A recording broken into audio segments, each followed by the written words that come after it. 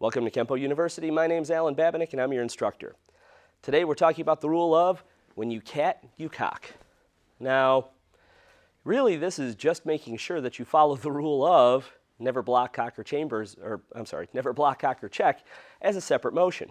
So if you're following that rule, you're already doing this one, all right? But I'm going to give you some examples anyhow.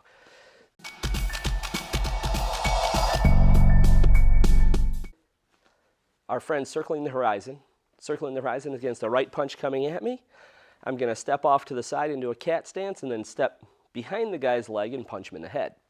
So as we do the technique, we're going to follow the rule of when you cat, you cock. So, and that means a few different things here. So as I step off to the side and I get my block in there, when I'm in my cat, I'm already chambered. I'm already cocked and I'm ready to kick. I can step and buckle the guy.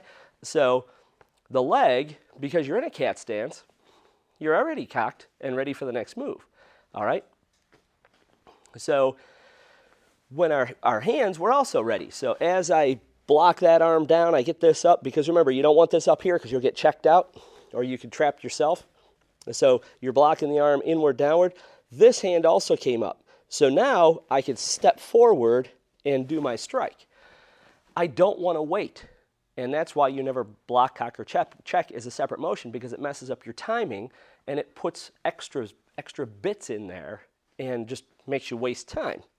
So if I step off, it's step, step. So it's step and block and cock, step and strike. If I did it different, so this is wrong, I'm going to do it wrong.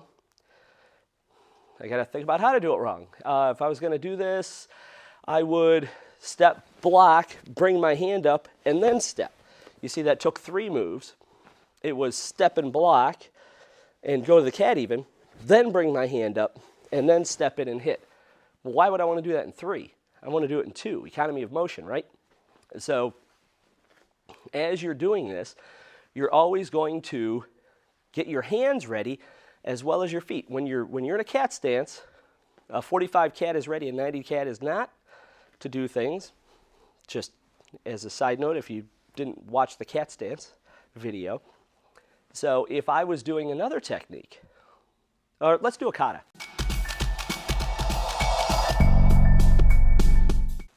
Let's say I'm doing short 2, all right?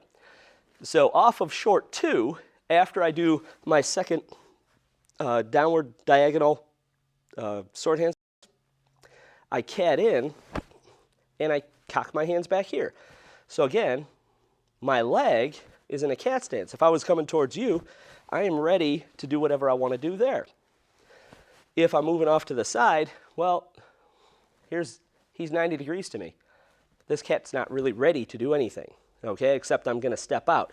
But my hands, as I step out for short 2, I've got my neutral bow, I've got my left vertical outward block, and my right punch. Remember, you're hitting like somewhere right around the sternum, all right?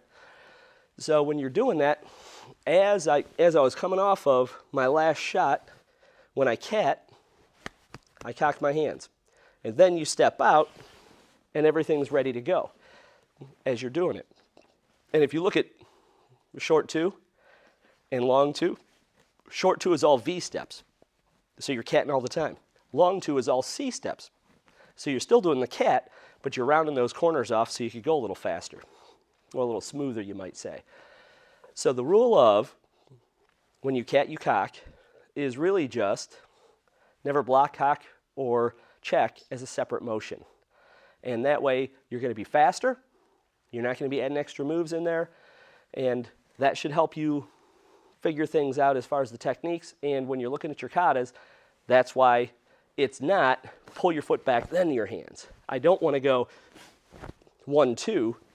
See how that was an extra motion? It was 1, 2, and then 3, where this is 1, 2, as I'm doing my strike out to the side. So you can follow the rules and be fast and powerful, or you can ignore them and do whatever you feel like doing and not be fast and powerful. Totally up to you. So, but that is the rule of when you cat, you cock. Thank you for watching this video production from Kenpo University.